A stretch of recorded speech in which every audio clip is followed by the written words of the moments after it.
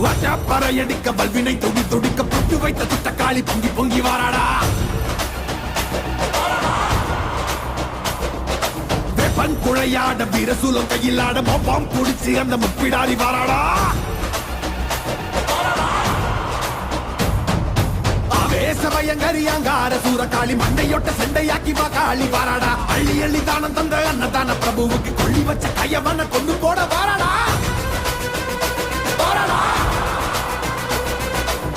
உள்ள கொண்ட அந்த விண்டன செதறடிச்ச கள்ளமான கொண்டவ கதை முடிக்க வாராடா. உருக்கி கொடையளிச்ச புத்தமன் உயிர் எடுத்த பாதக இடுப்போடைக்க பத்திரகாளி வாராடா.